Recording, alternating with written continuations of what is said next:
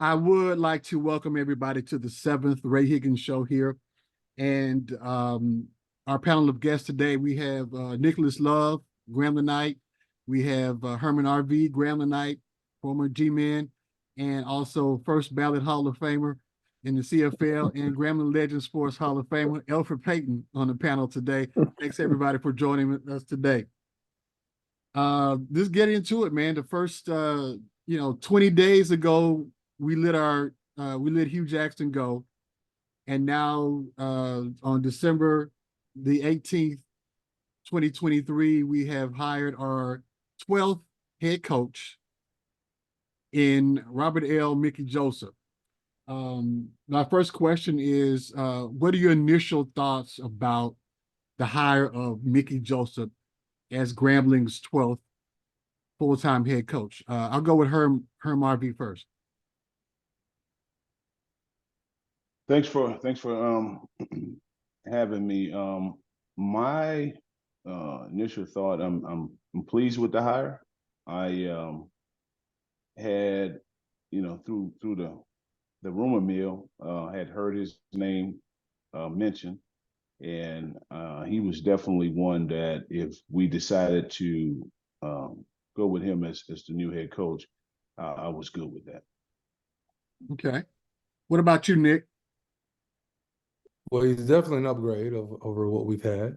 I think the real fundamental question is, what took so long? Certainly. Are you talking about the 20 days? Yes. Okay, gotcha. Yes. What took so long? The rumor mill, would suggest that, there were some other opportunities that were presented and some bidding, but that's another conversation for another day. I think he's an upgrade both from a culture perspective, from a competency perspective, from a prestige perspective, from a respect perspective, and really fundamentally understand Grambling. And so, an initial reaction, at least in terms of football, right. Certainly, excited about that. Okay. And we're going to talk football, strictly football right now. If we get a chance, we'll get into whatever else, because, we don't shy away from any question or any statement. So, Elfrid, what do you think about the hire? Well, well, for me, it's personal. I've been knowing Mickey almost all his life. So I'm pleased with the hire. I think he's gonna do a wonderful job at Grambling. I am confident that he will. He very competitive guy, and he's gonna compete. And so Mickey wears emotion on his sleeve, so he kind of get his players to take on his personality. Okay. Well, I think, with all the names that I've heard over the past 20 days and the ones that ultimately became the final 6 that were interviewed, it was no question to me that there was only one person to choose. And that was Mickey Joseph. There was, and no disrespect, we're talking about purely, information, experience, all of that mixed in. There was really nobody else that of the people that were interviewed that I would have chosen over Mickey Joseph. So in that respect, speaking purely football, I definitely enjoyed the fact that it was him as opposed to some of the others that were in consideration for the position. What do you think? And I think Elfrid touched a little bit on it before with regard to, his state of mind when wearing his emotion on his sleeve. Do you think that that's going to translate and resonate with today's players being that kind of way? Yeah. The kid's gonna gravitate towards Mickey because he's real, and so he not, he's gonna be able to relate to those kids. They gonna love him. They're gonna play hard for him. I would be surprised if they don't. He a people's person. Like down there, like he's, they're gonna be able to, yeah, he's on hands on, and he's approachable. He's very approachable. He's just a down to earth guy. Yeah, he did mention that he has an open door approach to his process is open door.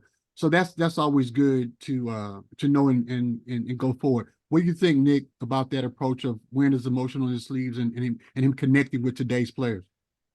I think it's going to be something interesting to observe, right? Because, at the same time, he's going to have to build out a staff that's going to be a representation of him, right? He's not going to be able to do this alone. And, the most effective coaching environments, right, has the appropriate synergy, right? And so I think it's going to be critical that, as the staff is being filled out, that he's looking for, both like-minded and intensity type individuals, but at the same time, there's also a balance, right, where there's some complementary actions that may not necessarily be like him, because today's reality, right, is that, there's a lot of different emotions. And, let's keep it a buck. There's the element and the passion of the coach, and then there's the element of the surroundings in terms of the environment, right? And, and do those two things align, right? And particularly when you have to take into consideration and, name, image, and likeness, and certainly this sense of entitlement, right, that today's generation is being heavily perceived with. So, that intensity is one thing, but to be able to have the fundamental infrastructure in place for that intensity to be matched across the board, Right. I think it's certainly something that we're going to have to keep an eye on. But again, from a football perspective, very, very pleased and very intrigued to see what's going to happen tomorrow for the Grambling State football team. Okay. Herman, what do you think? What was the question again? The question was, do you think that Mickey Joseph's approach of, wearing his heart on his sleeve and the culture would resonate with today's student athlete? Definitely. I actually got an opportunity to speak with him earlier today, and I haven't met him before, but it was like, we had known each other for quite some time. Great conversation. I love the fact he mentioned in the press conference that he's going to make place a huge emphasis on recruiting the state of Louisiana. I think that is something where we've lost touch in doing so, and we started seeing it, happening, with Coach Jackson, and so with Coach Joseph. My conversation with him, he's definitely going to focus on that. There's lots of talent, man, in the state of Louisiana. We have G-Men brothers that are actually head coaches at a lot of these schools in Louisiana. So there will be an opportunity to really tap into a lot of the resources that Louisiana has. Yeah, I think it will. Like I said, never actually met Mickey Joseph before. Never had a conversation with. To be honest with you, the first time I've ever heard his voice was today. I never heard him say anything anyway. The time he was here before, but I just hadn't. I wasn't around when he was there. I mean, that's not a big deal. But I look forward to seeing what comes. Now we talked about staff. Someone mentioned filling out the staff. Okay, and I know I got Elfrid from South Louisiana, and I got Herman from South Louisiana-ish. You got me from North Louisiana, and you got Nick from South Central Chicago, Michigan. No, I'm just kidding, but he's from Michigan. So as somebody from Louisiana, I understand the need to say we're gonna recruit Louisiana and we'll put up to 5-hour, lockdown on it. And I get it, I understand it, but the reality of it is, especially with the market that we're in with regard to the internet and all that sort of thing, the world is open up to us, and Louisiana can't, of course, it's important to to make sure, especially to our alums. We talk to our alums, and then make everybody, every coach in Louisiana, yes, if we haven't reached out to them, absolutely, absolutely, make inroads in all of those aspects. But we know that the world is a little bigger than the recruiting world is a little bigger than Louisiana, and there's going to be a need to get into, the Washingtons and the Californias and the Floridas and the Mississippis and all those other places. Well, man, Great Texas. quality athletes are. So in that with that being said, what do you think about the 85-15 rule that Mickey talked about with regard to the pool The and portal. also recruiting high school students? Yeah. Whoever wants to go first. Well, I want to touch on the whole Louisiana thing just Right. just a second. Sure. So, of course, we're not going to overlook other areas, but the mere fact that they're focusing, when I say, why I'm excited about it, because we had lost our focus on Louisiana, in my opinion. Mhm. I felt we weren't touching the places like we used to recruit, New Orleans, Baton Rouge, Opelousas, Lafayette, just areas that we just weren't touching anymore. Well, I mean, let me chime in real quick before I let everybody else answer the question. I mean, if we lost it during the last 2 years, well, we had at least 4 coaches from two or three from Baton Rouge or 2 or 3 from New Orleans. How do we lose it? No. That when I said it started to come back in the last 2 years. I'm talking, okay. years prior to. Prior to that, okay. We weren't touching in those areas. No, it started to come back because we actually offered, and I'm from Opelousas, so I paid close attention, and we actually offered quite a few guys from Opelousas last year. Okay, leading great. up to this year. Great. All right, Elfrid, go ahead. Well, I think it's very important to recruit Louisiana, but we also have a base in Houston, Texas, with Mississippi. Alabama. Alabama, also Georgia. Yeah. But I think that the base of what he's saying should come from Louisiana, and so you don't really have to expand too much past those states to be able to win at Grambling. I mean, obviously, you might get a few players here and there from other geographical areas that's abroad, but for the most part, is those states that I named that's in this area that we were always strong in. Okay. Grambling. Okay. Nick, being the only person that's not from Louisiana on this panel right now, what do you think?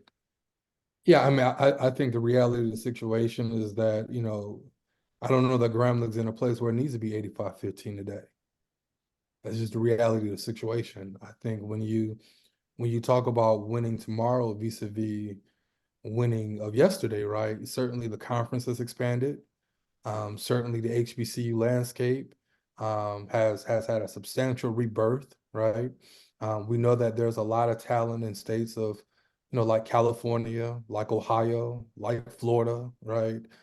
Even Michigan as well, where there's an elevated level of interest within HBCUs, and I think we would be doing ourselves a disservice, to not be a little bit more open, in addition to the transfer portal, right? And so now we're talking about 2 additional sources that Grambling, quite frankly, needs to be tapping into. Now, I don't want to be misconstrued, because the talent base, in Louisiana is not bare by any stretch of the imagination, right? Talent heavy, talent rich state. But, Grambling's perception within the state of Louisiana has some work to do as well.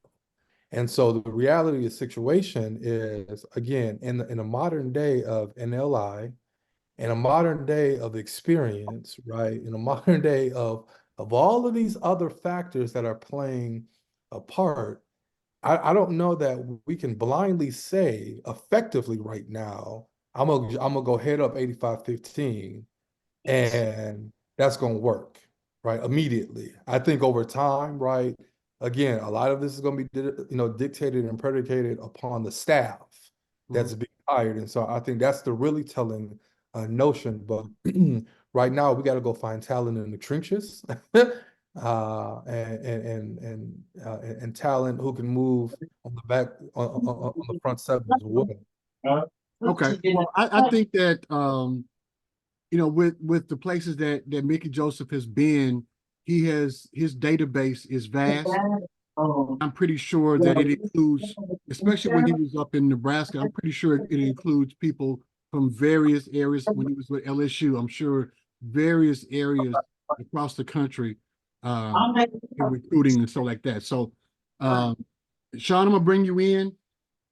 I forgot what my last question was, but It was about the 15. right, we were talking about when Coach Joseph mentions 80% with regard to the portal and recruiting homegrown talent.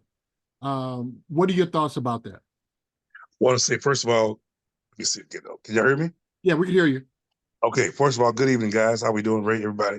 I didn't get a chance. I tell you the funeral. I didn't get a chance to see the interview or anything like that. But I echo for one of the last parts I heard.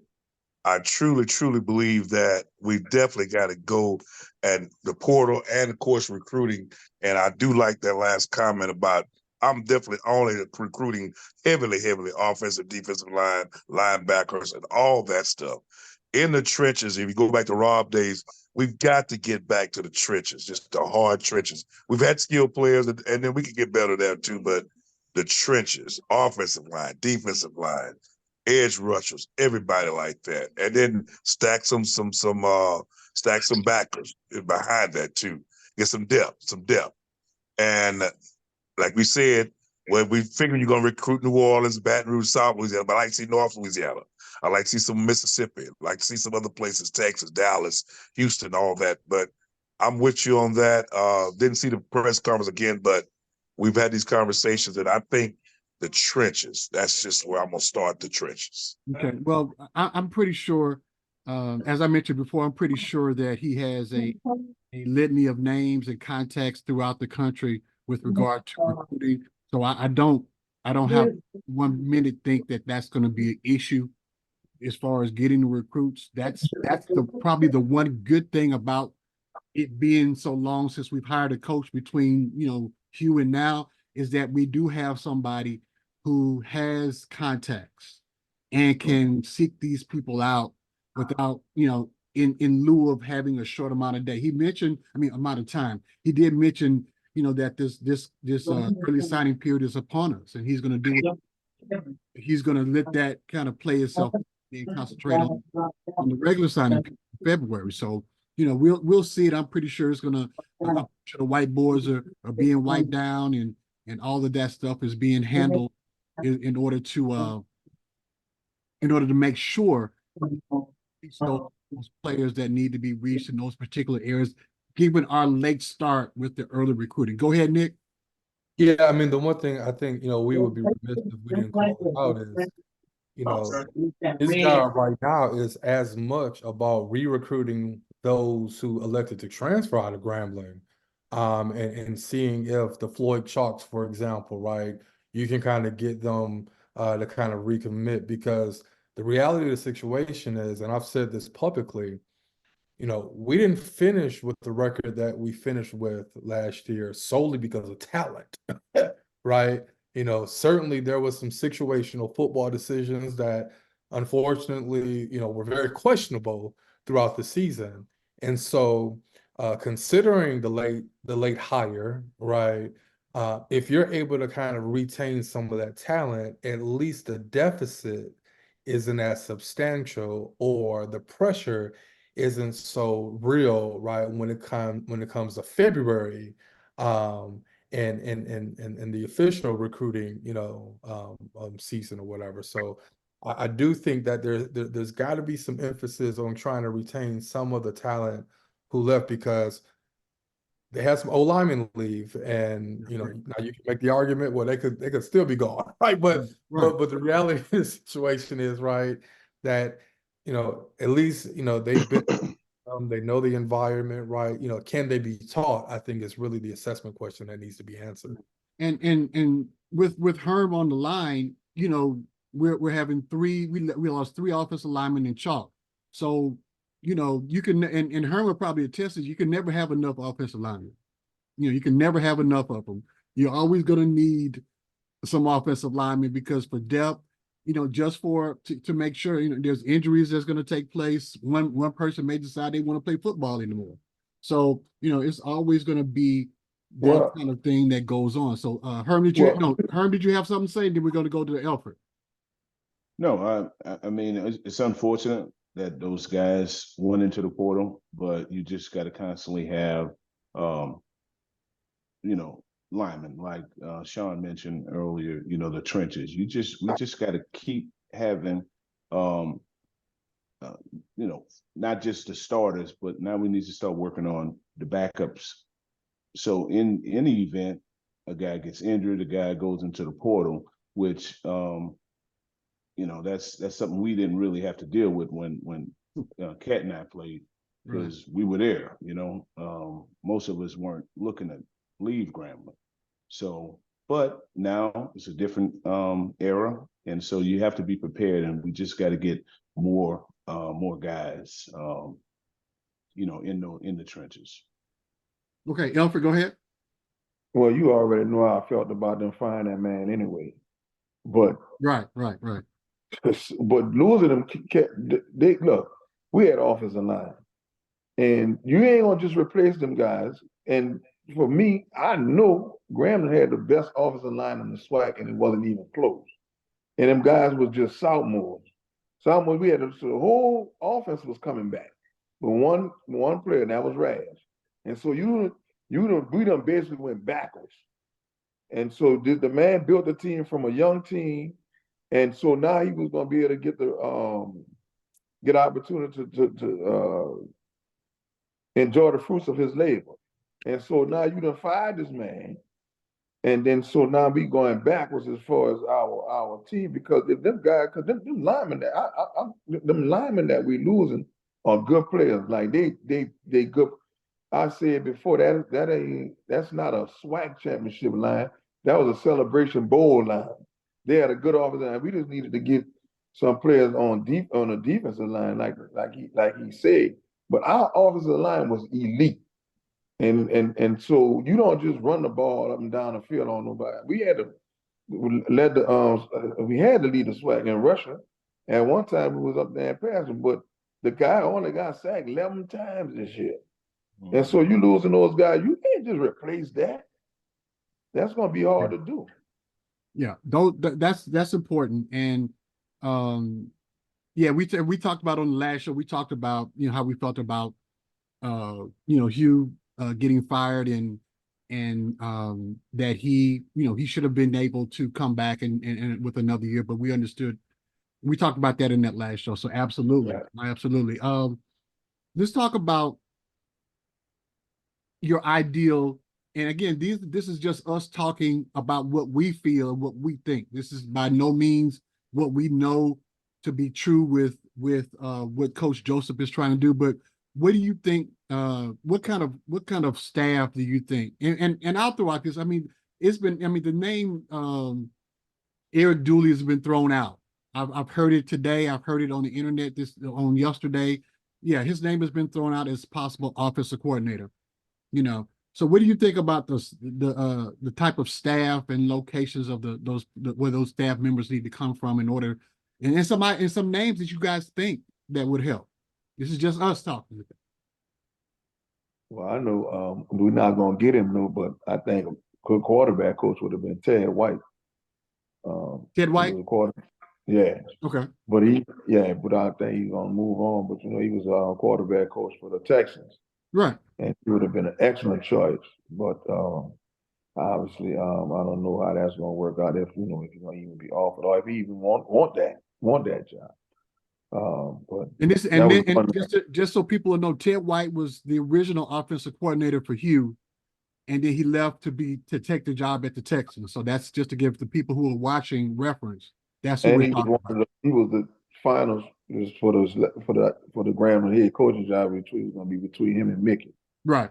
He's in So that they final six. In final six. so they wound up going with Mickey. But far as quarterback coach, he an excellent quarterback coach. Okay. All right. Nick. I'm fine with Dula kind of coming in as OC. I definitely think it's time for Bruce Eugene to get an opportunity to be a quarterback coach, and certainly allow that opportunity to flourish. A name that I would like to throw out, I think is highly unlikely, but would love Mike Minter, former head coach at Campbell University, to kind of come in as the defensive coordinator at Grambling. Certainly, I think there needs to be a blend of different age ranges and generations, right? If there was an opportunity to kind of bring in Jason Hatcher as a linebackers coach, right, I think that's certainly something that's worth exploring. And so those are just a few names that kind of come to mind, but certainly think there needs to be a nice blend of the different eras. Well, I'd like to. I'm gonna interject. I'm gonna go to Sean. Then I'm gonna go to Herman after that. I mean, I think Herman Arvie would be a good O-line coach. I don't know if that's something that he wants to do or has something that he wants to do in his life right now. But I mean, as the last offensive lineman that was drafted by Grambling, it says a lot about him because, and that the fact that he was that good that there hasn't been anybody since him to be drafted. So, I mean, and you talk about a first ballot Hall of Famer, Elfrid Payton. You trying to say that Elfrid Payton can't contribute, to that if that's something that he wants to do? I'm just off the top of my head. He probably would love to contribute, but he probably likes doing what he's doing. But he probably would want to, go down and definitely, for first week of camp or something like that. Absolutely. There's no better person to get you up for a game than Elfrid Payton. And I'd like to think, and here's a name that probably people has probably forgotten. The dude has head coaching experience, successful 2-time Celebration Bowl winner. Sam Washington. I think Sam Washington, who I thought would be a good person as head coach, definitely would be a good. I think would be a good person for a defensive coordinator at this time because you're talking about having multiple talented staff, especially in the coordinator's position, with all of them having head coaching experience, have all of them having coordinator experience, all of them having won. If you add, if you so happen to add Dooley into that mix, it's definitely, you talk about now, being really formidable in a short amount of time because now you've got real teachers in these places to make these decisions, and Mickey Joseph's job is not that difficult. He can be more of a spot here, spot there, as opposed to having to concentrate heavily on this and concentrate heavily on this, because we have people that are winners and have proven that they can win in those positions. That's how important I think the having the staff is. And that's what, to go back, when we hired Hugh, I was okay with Hugh. My problem was his staff was suspect to me. And that's when I thought, I was feeling like, man, my goodness, I don't know. And it just didn't seem to be one that I would thought someone of Hugh's caliber would have. So we'll go to Herman. What's your thoughts, Herman? Well, I mean, Coach Dooley is a G-man. So I wouldn't be opposed to that. I'm not sure if Dooley and Mickey coached together at Grambling on the fives. Yes. Were they on the same staff? Yes. So there's familiarity there. So sorry about that. Okay. All right, let's go to Sean, and then we'll come back to Herman. Unmute yourself, Sean. You need to unmute yourself. Okay, my bad. Go ahead. You hear me now? Yeah, go ahead. All right. I like well, I'm gonna go out of the box a little bit, maybe high school, but I like if Dooley is not available, and I like Coach Dooley, I do like that call because I think he's going to be super motivated. We talked about it earlier. He's going to be super motivated to come in and show everybody, what he can do. And we've seen a product of his a couple of years back where he was on the staff with Doug and all that. But the second offensive guy I like to throw in is the guy at the car for offense coordinator, Bryce Brown. If you take a look at the car, we follow it. I know it's a New Orleans thing, but he has a nice offense. I like the scheme. I like what he's doing. As for OC, I like that. Sam Washington, I truly like that for defense coordinator. That'd be my DC man. And the second defensive coordinator, I have to, inside the SWAC, I really, really like, and I don't know if y'all really, really, really paid a lot of attention to it, but Florida A&M guy got out to an early start, but I like the defense of Florida A&M, that defense coordinator, Florida A&M. I like him too. Yeah. I think he'll be very successful. But I'm sure he's not going to leave that, but that's a guy I like. I keep an eye on him too in the SWAC. But yeah, Sam Washington, my pick for DC, and Bryce Brown in the car. Okay, cool. All right, Herm, you good? Yeah, I'm back. Go ahead. Sorry about that. No problem. Yeah, so what I was getting at is we definitely need to have some Grambling guys on the staff. Last year we didn't have any guys, G-men on the staff.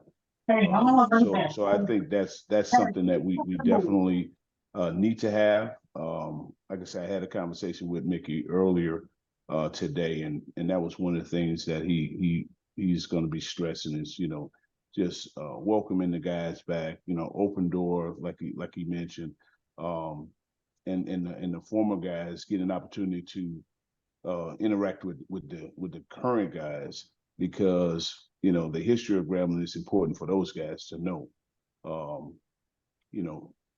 Basically what's come before them, and there's they got to strive for greatness. So Right. So that's going to be important.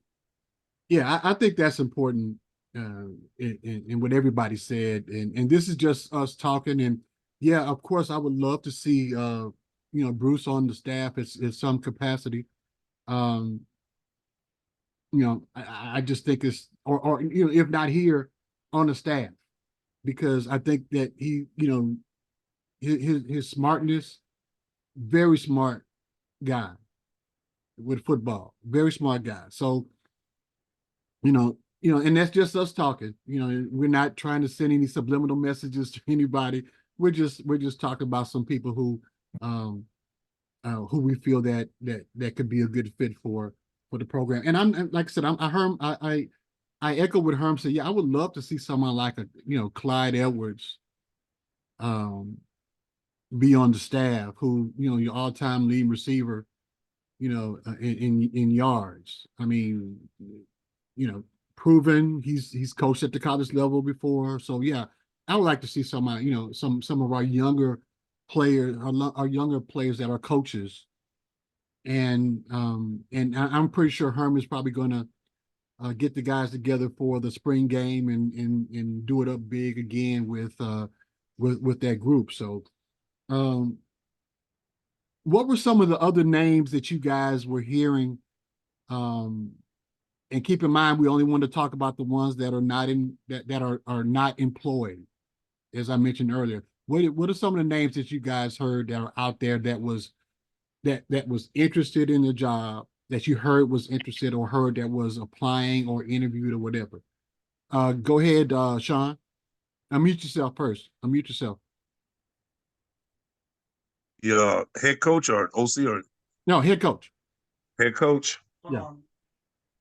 Well, of course, I heard Ed Reeves, but just to me,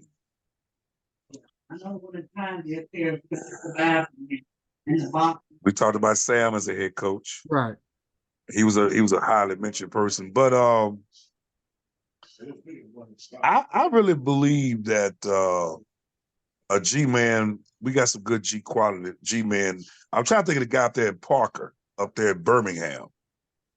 Oh, you know what I'm talking about? running back. Yeah. Yeah, Frank He's Warren. been kind of right. Frank Warren, maybe not a head coach, but on staff too. But just for the head coach, I kind of stay with what you guys were saying earlier. I think the G-man, we got some G-man that's qualified. Yeah, and we're not opposed to people from other schools. I don't think any of us are saying that, but I think as long as we have, as long as we will have qualified individuals that are Grambling Knights, Right. they should be considered. Or they and let me say this: they need to put themselves in positions in order to be available to get those jobs. Just because you're a Grambling Knight doesn't automatically make you No. qualified for a job. You have to put yourself in a position. If you're a high school coach and you want to be a college coach, you got to put yourself out and say, I want, to the coaches, say, hey, I want to be a coach. I want to be a college coach. I believe you gotta, kind of push your own fortune there somehow. So go ahead, Nick. What do you think? What have you heard? Well, certainly I heard that, like the Ed Reed reference. Certainly heard Coach Dooley as the potential possibility. I was vehemently against John Simon as a legitimate candidate. Did not think he was a legitimate candidate for the position, and would not mince any words behind it. Had heard to keep an eye out on Mike Minter, and I can now say that name because today, again, he stepped down from Campbell University. Had heard some rumblings around DJ Williams, which I thought was very interesting. But that name had popped up. Okay. Heard about Coach. Excuse me. DJ Williams. Who DJ Williams? Doug's son. That's who you talking about? Okay. I had heard that. Okay. I had heard that name as well, and Okay. then certainly heard about Coach Melvin Spears as well as someone who was being thrown out there. But okay, then, E. Oh, I'm sorry. Go ahead. And then Ted White was the other name that I'd heard. Okay, go ahead, Elfrid. So all the names that was aforementioned prior, I heard. Also, Ed coming in late, but that was some. Ed was one of the ones that Herman and some of the other guys were talking about. But for me, I'm in favor of getting a lot of if we could get Grambling alums on the staff, that would be good. But you got to remember, Coach Rob wasn't a Grambling Knight. No, of course. And so it ain't necessary, that we would like to have, but it's not that wouldn't be the only thing. We want to try to lead that, but I would like to see Grambling alums on the staff as well. Now, and I mentioned it earlier. I'm sure that if they ask you to come up and spend a week in camp, I'm sure you do it, right? Yeah, that would be something I would do. I wouldn't want, like you said, I don't want too much to do the whole coaching thing, but I would love to come up in camp and do something like that. If I was asked, I would definitely do that. I would enjoy that because I think I have a lot to offer as far as the teaching aspect of it, in particular with the D lineman. Okay. All right. Where do you think that we go from here? Okay, we got rid of Hughes Jackson is gone. We waited 20-something days. Now we have Mickey Joseph. Where do you think Grambling goes from here? And let's go with go ahead, Nick. Yeah, please let me go first on this one. One of the things that he said in today's press conference that I thought was critical, he was asked the question, what lessons could he bring from Nebraska and LSU to a job like Grambling? And how he answered it right was the lens of structure. And I cannot stress enough that there are some gaps, right, in the structure that exists, okay? You've already heard me talk about the football staff of things, right? But that's not the only staff that's got to be put in place. In the modern day of name, image, and likeness, right? So 2 years ago, when Hugh Jackson was named, there was also the IL thing that Grambling was supposed to be, pioneering that framework, right? Right. And I ain't heard nothing since. Okay. And so the reality of the situation is that there's gotta be that put in place to run in tandem, right, with the football side of things to really create a 360 view of what becoming a modern day G-Man now looks like, right? Because again, the landscape is just fundamentally different, okay?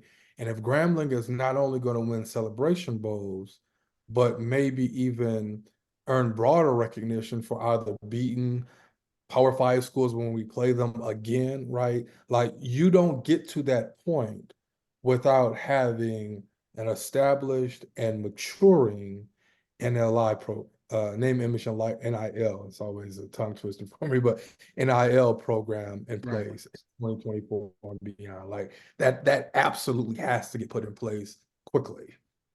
Okay. All right, Elfrid. I totally agree with the structure part of it. We definitely need structure. We definitely need some NIL because it's a reality. Them guys, making Coach George mentioned about getting those kids that want to go to the NFL, getting these kids that's that kind of player. Them guys want money. They gonna want some kind of NIL deal in place. If you talking about getting those kind of kids, and so it's gonna be a challenge.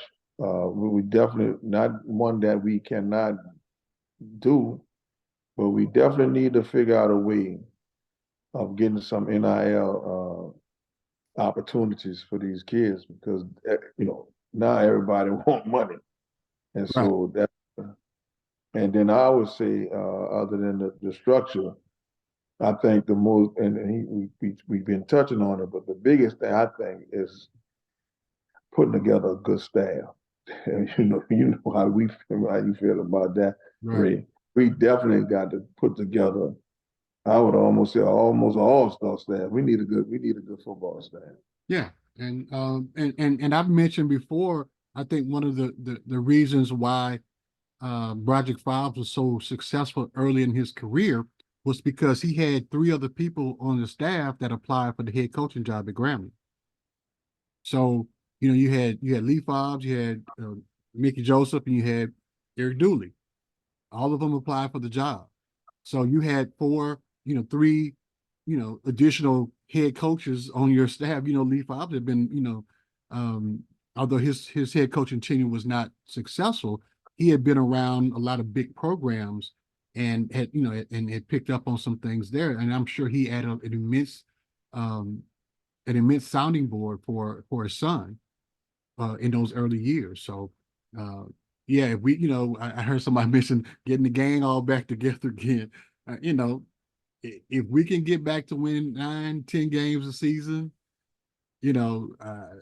hopefully that'll springboard and get season tickets up. But your season tickets got to be done. You can't wait till the end of the season to get your season tickets up. That stuff has to be done now. And that comes to the last part of what I'm saying. And I'm always gonna close the show with this. We need you to join the Alumni Association. We need you to buy season tickets. We need you to support the athletic programs. We need you to support the academic programs. Whenever there's days of giving and things like that, give what you can. Don't feel that you twist somebody's arm and tell them you got to give $1,000. Give what you can. If your budget can't allow for 1,000, give what you can, and give what you can often. Don't demand that your academic counselors and administrators as well as your athletic administrators hold them accountable for things. Don't just let it pass or let it slide. Email them, call them, let them know that you're concerned about things that are going on, because if you don't do it, they think everything is fine and they won't do anything about it. Let them know how you feel. Join the Alumni Association. join the, join the Legends Association. Elfrid is a member of the Grambling Legends Sports Hall of Fame and Grambling Legends Incorporated, as well as the G-Man Nation. Do all those sorts of things. Give where you can, support where you can, because if the three Gramblers are not good, the university, the city, and alumni, if we're not all good, Gramblers never going to be good, and we're not going to get those glory days that we've all been talking about before. In closing, any last comments from anybody? Hey, I'm here. Sorry I had to hop in the car, so that's why my screen's. But my last thing I'd like to say is, as alums, as supporters of Grambling, you mentioned where do we go from here? We can't we can't sit and wait for things to turn around. Like if you supporting Grambling, you should be all in right now. Just like you mentioned, join the Alumni Association, the different organizations that are available. But we got to support Grambling and not just sit back and see whether or not we're going to turn things around immediately and we're not going to show up until we start winning. No, we need everybody, all hands on deck now. Absolutely. I agree. Go ahead, Elfrid. You got some closing statements? I just want to, me personally, I just like I said, I just want to have a good staff put together, and I just want to be able to get back to 9-10 wins. I'm just used to that, and so being a former Grambling football player, it is like it hurt, because I mean I love Grambling, and so. And in particular, that football team. And so I just want to get back to that. And, we like Herman said, we need to, and you was saying about, we need to put our money where our mouth and whatever it is, be able to give something. And because, every little bit going to help. So, and so that's all. I just want us to get back to, just back to our winning ways, and then I think that's feasible. I think that's possible. I don't see why not. We need to. There's no reason for us not to be there. Okay, Nick. I just need Grambling to cash the checks that I write, and what I mean by that is, I didn't like getting a text message this past Saturday asking me where was I at. That they thought I was going to be in Atlanta because I said we was going to be in Atlanta this year, right? I didn't like hearing, in New Orleans or whatever, what I'm saying, after we took that loss, that, where was I at? Where was the W at in the respective column? And the reality of the situation is 9 wins is cool, but that's not the standard. Championships, 10 wins, 10 plus wins needs to be the expectation going forward. And, I write checks that I can cash. And so, certainly, we'll continue to financially support the university, both through corporate and individual efforts. But we got to get back to winning. We got to get back to winning quick. Yeah, I do agree. And with that being said, I'd like to thank everybody for joining me on the show today. It's been a pleasure having these conversations. I enjoyed doing it. I had a 2-year hiatus. I didn't realize it had been 2 years since the last the show that I did after he was hired, and the one I did last week. It had been 2 years. I didn't realize that. So I'm not going to sit here and tell you I'm going to do them often, but I enjoy doing them because of the people who are on the show. And whenever I get a chance to disseminate information, correct, positive information, information that's truthful and it may hurt to hear the truth sometimes. I want people to know what I know about those situations. And also, if you can go somewhere and do some research and learn for yourself, don't always take everything on face value. Everything on the internet is not real. Everything on the internet is not truthful, so just do some research, and I'm pretty sure you'll be able to to answer probably, 90% of the questions that you'll ask, that you'll want to know about.